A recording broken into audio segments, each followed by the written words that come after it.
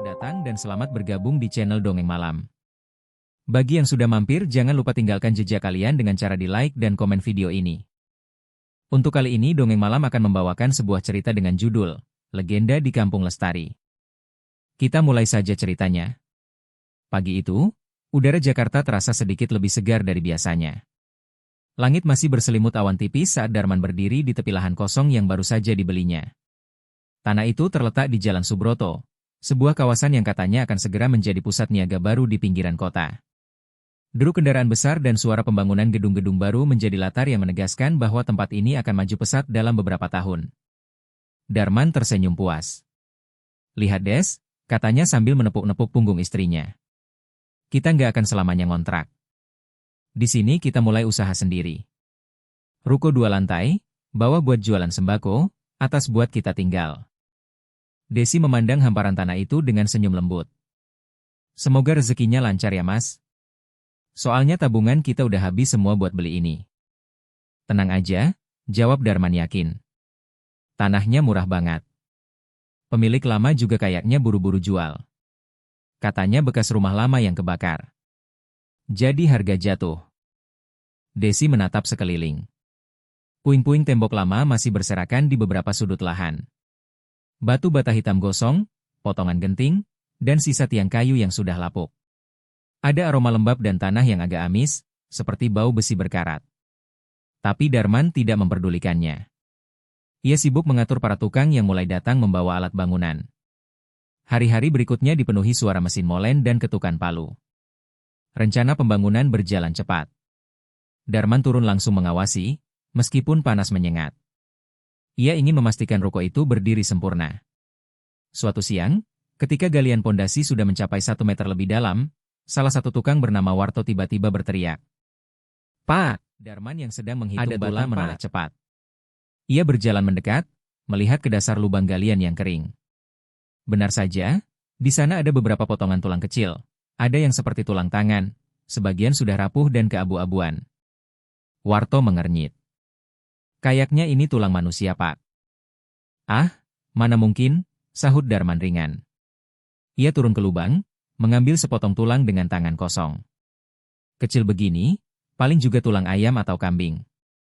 Ini kan dulunya perkampungan, mungkin bekas hewan peliharaan." Warto menggeleng pelan. "Kalau menurut adat, sebaiknya dikubur lagi sambil dibacain doa, Pak. Biar nggak ganggu." Darman tertawa singkat. "Warto, kamu ini kayak orang kampung. Kita hidup di zaman modern. Kalau semua tulang kita doain, bisa-bisa kerjaan gak kelar-kelar." Para tukang lain hanya saling pandang. Ada rasa tak nyaman, tapi mereka menuruti perintah majikan. Tulang-tulang itu dikumpulkan dalam karung semen bekas, lalu dibuang ke tumpukan tanah di belakang lahan. Tak ada doa, tak ada peringatan. Sejak hari itu, pembangunan berjalan mulus. Dalam waktu 3 bulan, ruko 2 lantai berdiri kokoh. Cat tembok warna krem lembut memantulkan cahaya sore. Bagian bawah dipenuhi rak kayu dan karung beras. Di atas, 3 kamar kecil cukup untuk mereka bertiga. Darman, Desi, dan Dilla, putri mereka yang berusia 12 tahun. Dilla sangat senang. "Akhirnya kita punya rumah sendiri ya," katanya sambil berlari ke balkon lantai 2. Dari sana, ia bisa melihat deretan ruko lain yang mulai dibangun di kejauhan. Suara tukang dan aroma semen masih terasa setiap sore. Darman memeluk anaknya. "Iya nak. Mulai sekarang, ini rumah kita. Kamu bantu ibu jaga toko nanti ya." Hari-hari berlalu dengan cepat. Ruko mereka, yang diberi nama Toko Sembako Dilla, mulai ramai pembeli. Darman dikenal ramah dan jujur. Desi mengatur stok dan pembukuan. Dilla sering duduk di depan ruko, belajar sambil menjaga etalase kecil berisi jajanan anak-anak. Malam-malam mereka tenang, hanya diisi suara kendaraan jarang lewat dan serangga di kebun belakang.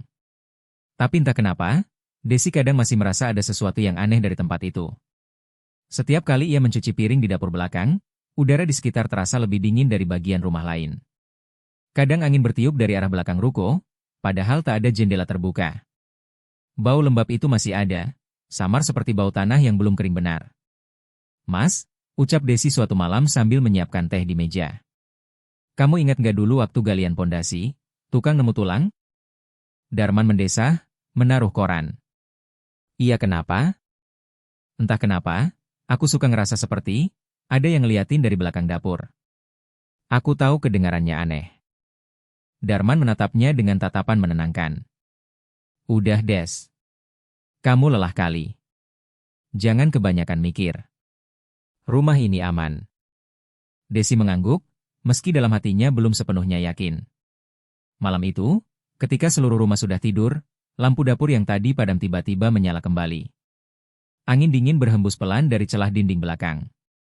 Di tempat tumpukan tanah bekas galian dulu, terlihat samar sesuatu yang menonjol dari permukaan tanah, seperti ujung tulang yang belum terkubur sempurna.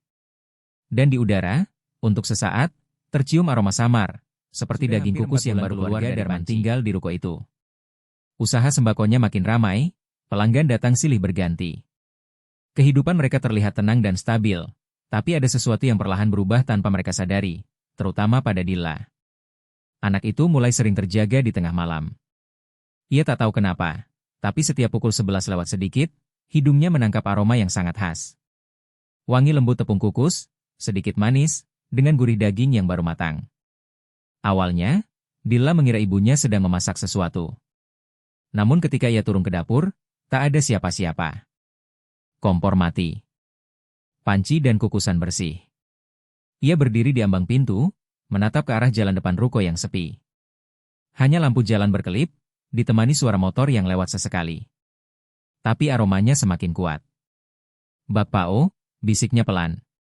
Keesokan harinya, Dilla menceritakan pada ibunya saat sarapan. Ibu, semalam aku cium bau bak Pao. Enak banget, sampai aku lapar. Desi tersenyum sambil menuangkan teh. Mungkin kamu mimpi sayang. Nanti sore ibu beli bakpao beneran ya? Tapi baunya beneran Bu.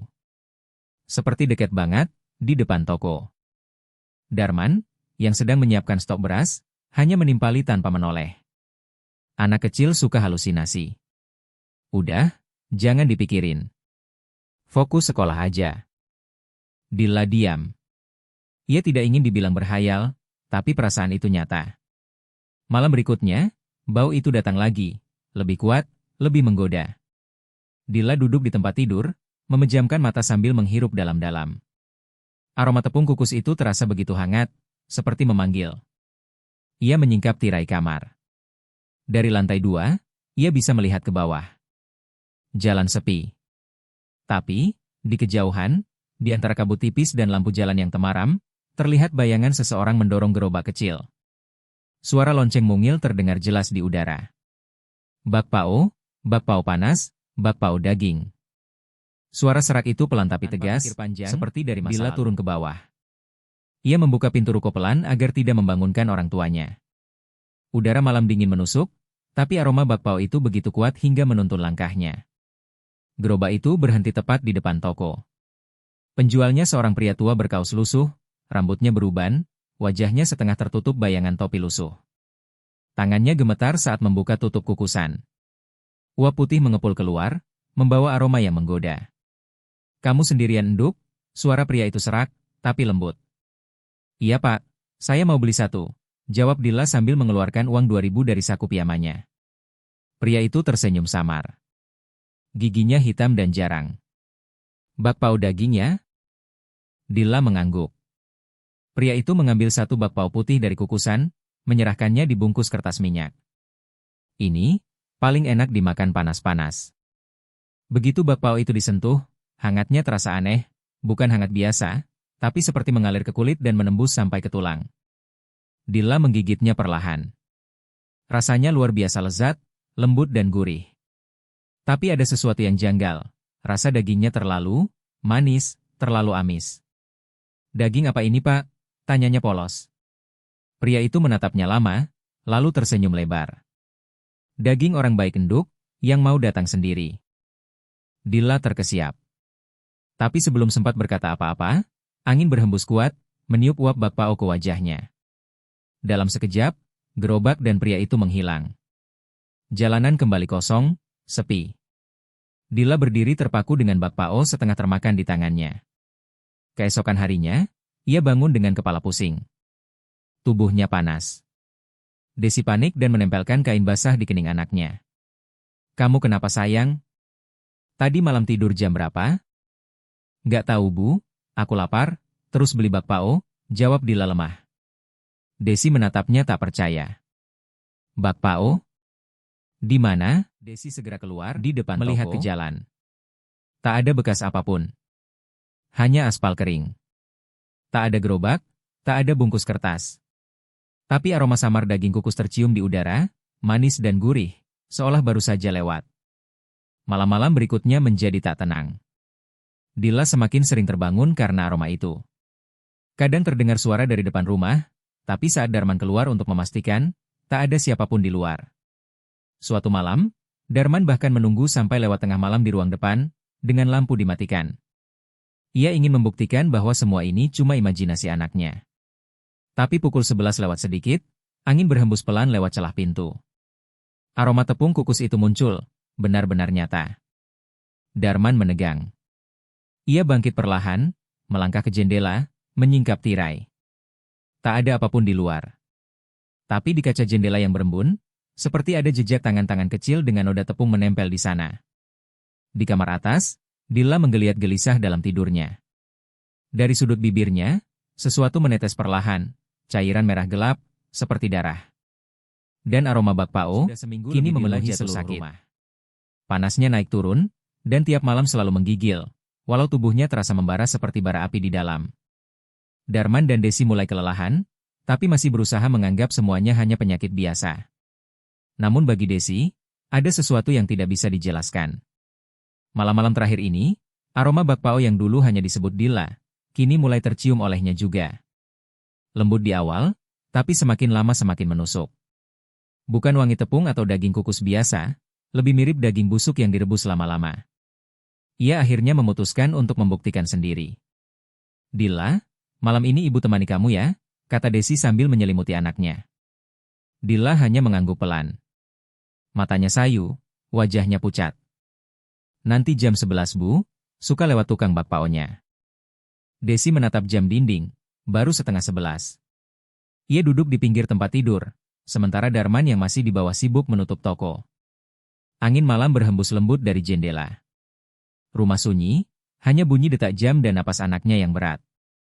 Lalu, seperti yang Dila bilang, pukul 11 lewat 5 menit. Suara lonceng kecil terdengar samar dari arah jalan. Dila membuka mata, menegakkan tubuh lemah itu. Itu Bu, dia lewat, bisiknya. Desi menatap keluar jendela kamar. Gelap. Hanya lampu jalan dan bayangan tiang listrik. Tak ada siapapun di luar. Di mana sayang? Ibu nggak lihat. Dila menunjuk ke arah depan. Itu Bu, yang dorong gerobak, lihat, ada uapnya. Desi menyipitkan mata, tapi tak ada apa-apa. Jalan sepi. Tidak ada suara roda gerobak, tidak ada siluet penjual. Hanya suara yang entah dari mana datangnya. Bulu kuduknya meremang. Ia menatap anaknya yang kini tersenyum samar, seperti orang mabuk. Ibu nggak bisa lihat ya, gumam Dila lirih. Dia bilang cuma aku yang boleh beli. Suara lonceng itu terus bergema sampai lewat tengah malam, seolah berputar-putar di sekitar rumah. Kadang terdengar jauh, kadang dekat seperti di halaman belakang. Tapi setiap kali ia membuka jendela, tidak ada siapapun di luar. Keesokan paginya, Desi membereskan kamar Dila. Saat merapikan meja belajar, ia menemukan sesuatu yang membuat darahnya membeku. Di bawah tumpukan buku pelajaran, ada sebungkus kertas minyak berminyak. Isinya, sisa setengah bakpao yang sudah berubah warna keabu-abuan. Bagian tengahnya robek, dan di dalamnya bukan daging cincang biasa, tapi potongan kecil seperti urat tangan, dan aroma anyir logam yang menyengat. Desi menjerit kecil dan menjatuhkan bungkusan itu. Darman, yang mendengar dari bawah, segera naik dengan wajah panik. Desi menunjuk lantai dengan tangan gemetar. Itu Mas, bakpao yang dibilang Dila. Aku nemuin di mejanya. Darman mendekat, mengendusnya sekilas, lalu langsung menutup hidung. Astaga, ini bau apa? Dia bilang beli dari tukang bakpao. Tapi lihat, ini bukan makanan biasa Mas. Darman menghela napas keras. Udahlah Des. Jangan terlalu larut. Pasti ada yang iseng, Anak kecil suka ngarang. Lagian kamu percaya sama omongan anak umur 12 tahun? Tapi aku sendiri denger loncengnya semalam, Mas. Bau bakpaonya juga kecium. Cukup, bentak Darman. Aku lelah. Udah kerja dari pagi sampai malam, masih harus denger kamu ngomong hal-hal aneh. Kalau anak kita sakit, ya dibawa ke dokter, bukan nyalahin hal mistis. Desi terdiam. Air matanya jatuh perlahan. Ia tahu Darman keras kepala, tapi kali ini perasaannya terlalu kuat untuk diabaikan. Malamnya, Dilla makin parah. Panas tubuhnya naik drastis, sampai Desi merasa kulit anaknya benar-benar panas saat disentuh. Ibu, panas banget. Dilla menggeliat di tempat tidur, matanya separuh terbuka. Tapi udara kamar malah terasa semakin tebal dan panas. Dari sela-sela pintu kamar, uap putih mulai keluar pelan-pelan, seperti uap kukusan. Desi menatap sekeliling, bingung. Mas Darman. Cepat ke sini. Darman berlari ke atas. Begitu membuka pintu kamar, aroma amis menyergap keras ke hidung mereka berdua. Seolah daging mentah sedang dikukus bersama darah. Astaga, Desi menutup hidung. Dari mana bau ini? Darman menatap lantai, ada noda cairan merah gelap merembes dari bawah tempat tidur. Ia langsung menarik sprei, dan seketika mundur ketakutan. Di bawah tempat tidur Dilla, terlihat sisa bungkusan kertas minyak lain, 4 atau 5 bungkus. Semuanya berisi bakpao setengah dimakan, dengan isi yang tak bisa dikenali. Uap putih keluar dari setiap bungkusan itu, menebarkan bau amis yang mencekik. Dilla? Darman mengguncang anaknya. Kamu beli ini di mana? Siapa yang kasih? Tapi Dilla hanya membuka mata pelan, menatap ayahnya tanpa ekspresi. Bibirnya bergerak, tapi yang keluar hanyalah bisikan serak. Pak! Suroto, katanya aku harus makan sampai habis. Desi menjerit. Darman terpaku. Di luar, tepat pukul 11 malam, suara kembali terdengar, lebih keras dari sebelumnya. Dan untuk pertama kalinya, Darman mencium jelas aroma itu. Aroma bakpao panas, bercampur darah terasa lebih lambat dari biasanya. Pagi itu, Darman duduk di ruang tunggu klinik dengan wajah murung. Dilla berbaring di pangkuan Desi, tubuhnya masih panas meski sudah diberi obat. Suster memanggil nama mereka, dan Darman segera berdiri, membawa anaknya masuk ke ruang pemeriksaan. Dokter muda berjas putih memeriksa suhu tubuh, tekanan darah, bahkan mengambil sampel darah kecil untuk diuji cepat. Semua hasilnya normal. Tidak ada infeksi, tidak ada tanda-tanda penyakit tertentu. Secara medis, anak bapak sehat, kata dokter sambil menulis sesuatu. Mungkin hanya kelelahan atau stres. Stres? Darman mengulang dengan nada tak percaya. Dia baru umur 12 tahun, Dok. Anak seumur itu bisa stres?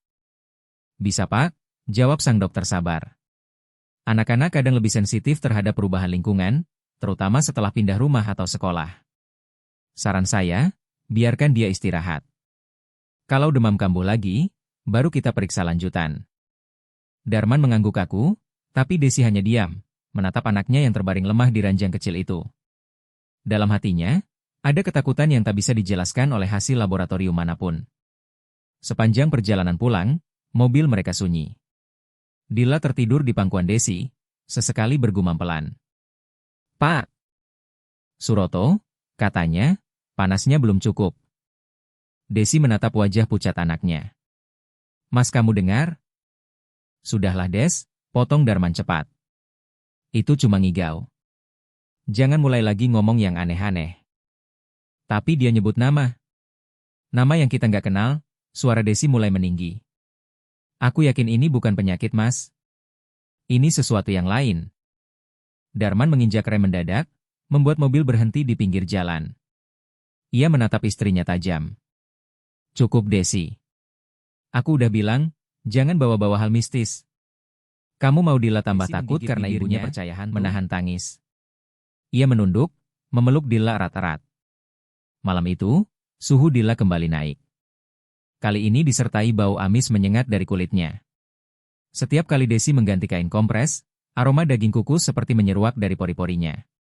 Tubuh anaknya seperti mengeluarkan uap tipis. Sekitar pukul 9 malam, ketika Darman sedang menutup toko, seorang lelaki tua datang mengetuk pintu depan, Tubuhnya kurus, rambutnya sudah putih semua. Ia membawa tongkat kayu dan mengenakan sarung lusuh. "Permisi, ini rumahnya Pak Darman ya?" "Iya, betul," jawab Darman, heran. "Bapak siapa?" "Saya Samin, tinggal di ujung jalan sana," jawabnya sambil menunjuk arah utara. "Saya udah lama di sini, dari sebelum daerah ini ganti nama." Darman mempersilakan masuk, meski agak ragu. Desi turun dari atas saat mendengar suara tamu. "Saya dengar anak Bapak sakit ya?" tanya Pak Samin perlahan. "Sakitnya aneh, nggak bisa dijelasin dokter, betul?" Darman menatap curiga. "Bapak tahu dari mana?" "Saya udah sering lihat hal kayak begini nak," kata Pak Samin pelan. "Dulu sebelum daerah ini jadi Jalan Subroto, tempat ini dikenal sebagai Kampung Lestari." Nama itu terdengar asing di telinga Darman dan Desi. "Kampung Lestari?" Desi mengulang pelan. Pak Samin mengangguk. "Iya, dulu di sini ada seorang tukang bakpao bernama Suroto. Orangnya ramah, jualannya laris. Tapi ternyata, bakpao yang dia jual bukan dari daging ayam atau sapi. Dia bunuh orang-orang, warga sini juga, buat dijadiin isian bakpao." Desi menatapnya ngeri. "Astaga!" "Waktu itu warga marah besar," lanjut Pak Samin. "Suroto dihakimi masa di rumahnya sendiri. Rumah itu kebakar, dan jasadnya dikubur di belakang tanpa doa. Sejak saat itu, tiap beberapa tahun sekali, ada saja yang ngalamin hal aneh. Selalu dimulai dari bau bakpao tengah malam. Bapak mau bilang arwah tukang bakpao itu gentayangan?" "Saya nggak percaya." Pak Samin menatap Darman dalam-dalam. "Percaya atau tidak, arwah Suroto belum tenang. Bau bakpao itu tanda dia mencari tubuh baru buat menampung rohnya. Biasanya yang pertama kali mencium baunya, itu yang dipilih." Desi menutup mulutnya, menatap ke arah tangga tempat kamar Dila berada. "Dila? Anak Bapak harus segera dibawa ke orang pintar," lanjut Pak Samin dengan nada serius. "Sebelum panasnya berubah jadi api sungguhan. Sebelum dia, bukan Dila lagi." Darman berdiri, menahan marah. "Sudah cukup. Saya lelah dengar omong kosong seperti gini. Semua orang selalu nyalahin hal gaib, padahal bisa dijelasin secara medis." Pak Samin tak membalas, hanya menghela napas panjang. "Kadang logika nggak bisa nolong kalau yang ganggu bukan dari dunia kita nak." Ia berdiri pelan, lalu berjalan ke pintu. "Kalau Bapak berubah pikiran, datanglah ke Mbah Wiryo di kampung sebelah. Dia satu-satunya yang masih bisa bicara dengan roh lama di tanah ini." Begitu Pak Samin pergi, suasana rumah terasa lebih sunyi dari biasanya. Darman menatap keluar jendela, mencoba menenangkan diri. Tapi dalam kesunyian itu, suara samar terdengar lagi dari kejauhan. Dingin merayap di sepanjang tulang punggungnya. Dan dari lantai atas, Dila menjerit pelan. "Pak!" Panasnya datang lagi. Desi berlari ke atas, diikuti Darman yang kini tak bisa lagi menyembunyikan ketakutannya. Begitu mereka masuk kamar, ruangan itu sudah dipenuhi uap putih. Di sudut kamar, ada sesuatu di lantai, sebuah bakpao jatuh, dengan uap yang masih keluar dari dalamnya. Tak ada siapapun yang tahu dari mana asalnya. Berwarna kelabu. Udara lembab, berat, seakan membawa aroma tanah basah yang pekat dengan rahasia lama. Darman menyetir dengan tangan gemetar, sementara di kursi belakang, Dila meringkuk dalam selimut tipis. Tubuhnya pucat, napasnya cepat, dan sesekali terdengar gumaman lirih, nama yang sama berulang kali keluar dari bibirnya, "Pak Suroto." "Pak Suroto?" Desi menggenggam tangan anaknya kuat-kuat. "Sabar ya nak, sebentar lagi sampai." Namun dalam hatinya, Desi tahu, ini bukan sakit biasa. Mereka berhenti di depan sebuah rumah tua di pinggiran kampung. Rumah itu tampak rapuh, dinding papan yang kusam, gentengnya sebagian berlubang, dan di halaman depan terdapat pohon beringin besar yang akarnya menjalar seperti tangan yang menunggu mangsa. Di bawahnya, seorang lelaki tua duduk bersila di kursi rotan, menghisap rokok linting dengan tatapan jauh ke arah mereka. "Itu Mbah Wiryo," bisik Desi. Darman turun lebih dulu, mencoba sopan. "Permisi Mbah. Kami disarankan Pak Samin buat kesini. Anak kami sakit, tapi dokter nggak bisa nemuin penyebabnya." Mbah Wiryo menatap mereka lama tanpa bicara, lalu matanya beralih ke arah Dila yang lemah di gendongan Desi. Lelaki tua itu mengembuskan asap pelan. Bukan sakit nak. Anakmu sudah disentuh yang bukan manusia. Darman menelan ludah, setengah menyesal datang ke tempat ini, tapi juga terlalu takut untuk pergi. Mbah Wiryo berdiri perlahan. Bawa masuk. Mereka masuk ke ruangan kecil berlampu redup, penuh aroma kemenyan dan kayu gaharu. Di sudut ruangan tergantung beberapa benda aneh. Topeng kayu, keris, dan foto-foto hitam putih yang sebagian sudah pudar. Di tengah ruangan, sebuah tikar pandan terbentang. Darman membaringkan Dila di atasnya, sementara Mbah Wiryo duduk bersila di dekat kepala Dila, matanya langsung terpejam. Bibirnya bergetar pelan, menggumamkan doa-doa dalam bahasa Jawa kuno. Tak lama kemudian, tubuhnya menegang, dan suara napasnya berubah berat, dalam sekali, seperti seseorang yang sedang menyelam ke dasar air yang gelap. Desi menggenggam tangan Darman erat. Mas, lihat matanya. Mata Mbah Wiryo perlahan terbuka, namun seluruh bola matanya kini memutih. Tidak ada iris, tidak ada pupil. Hanya putih yang menatap ke kehampaan. Ruangan seakan bergetar, dan dari arah kemenyan terdengar suara mendesis, seperti daging yang disiram air panas. Lalu Mbah Wiryo mulai bicara, suaranya serak tapi dalam. Aku lihat, malam kelam, di rumah kayu lama. Seorang lelaki menanak daging, memotong tangan manusia. Ia tersenyum, berkata, bakpao ini akan mengenyangkan semua orang. Tapi darahnya menetes, dan tangis arwah menjerit di tungkunya. Desi memejamkan mata, air mata mengalir tanpa bisa ditahan. Mbah Wiryo melanjutkan, kini lebih cepat, seperti menyaksikan sesuatu yang terlalu mengerikan. Namanya Suroto, ia tinggal di sini, di tanah yang sama dengan rumahmu sekarang, Darman. Ia membunuh orang-orang yang datang membeli dagangannya, mengiris, menggiling, dan mencampur daging manusia dalam adonan bakpao. Sampai suatu malam, warga tahu rahasianya. Ia dipukuli sampai mati, dibakar bersama rumahnya, tapi tak ada yang berani berdoa. Mereka kubur tubuhnya di belakang rumahnya sendiri. Darman merasakan darahnya berhenti mengalir. Belakang rumahnya? Mbah Wiryo mengangguk perlahan. Iya. Dan waktu kalian membangun ruko itu, kalian mengusik kuburannya. Ingatan itu menampar Darman. Saat penggalian pondasi dulu, salah satu tukang sempat menemukan tulang-tulang panjang. Mereka minta izin untuk menguburkan kembali dengan doa kecil, tapi Darman menolak, menganggap itu hanya tulang hewan. Ia hanya menyuruh mereka buang ke tempat sampah puing.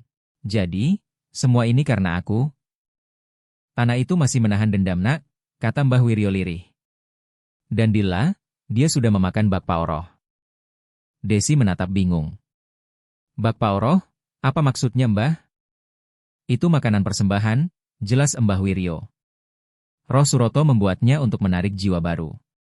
Siapapun manusia hidup yang memakan bakpao itu, jiwanya akan diikat, dipanaskan perlahan di dunia arwah sampai roh Suroto bisa mengambil tubuhnya.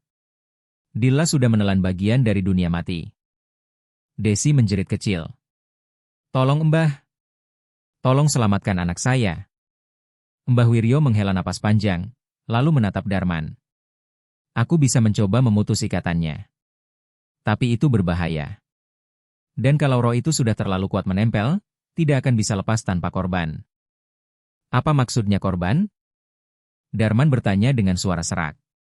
Arwah yang lapar harus diganti dengan jiwa lain, jawab Mbah Wiryo pelan. Kalau tidak, ia akan menjemput siapapun yang paling dekat dengan anak itu. Ruangan menjadi senyap. Hanya suara uap yang perlahan keluar dari mulut Dila, mengembun di udara seperti napas dari dunia lain. Darman memandangi anaknya yang pucat, tubuhnya kini bergetar halus seperti menahan panas yang tak terlihat. Di wajahnya ada kilasan rasa bersalah yang dalam, bukan hanya karena mengabaikan tanda-tanda, tapi karena kesombongannya sendiri. Dan di sela keheningan itu, suara Mbah Wiryo bergetar lirih. Kutukan Suroto belum selesai. Malam nanti, dia akan datang menjemput yang sudah mencicipi ditutup tirai kelam. Angin berhenti, dan udara di sekitar ruko milik Darman seolah membeku. Mbah Wiryo datang menjelang tengah malam, membawa beberapa buntalan kain berisi dupa, air bunga 7 rupa, dan sebuah kendi tanah liat. Darman mematikan semua lampu di lantai bawah, hanya menyisakan cahaya temaram dari lampu minyak di tengah ruangan. Desi duduk di samping Dila yang berbaring lemah di kasur, wajahnya memucat, napasnya tersengal, sementara dari kulitnya terus keluar uap tipis berbau anyir. Jangan takut Bu, ucap Mbah Wiryo perlahan. Kita berdoa supaya yang menempel di tubuh anak panjenengan mau pergi dengan tenang. Ia menyalakan dupa. Asapnya melingkar pelan di udara, menyebarkan aroma getir yang bercampur dengan bau daging gosong yang samar-samar sudah mulai tercium sejak tadi sore. Mbah Wiryo mulai melantunkan doa dalam bahasa Jawa halus, suaranya berat dan bergetar, seperti berasal dari dua orang yang berbicara bersamaan.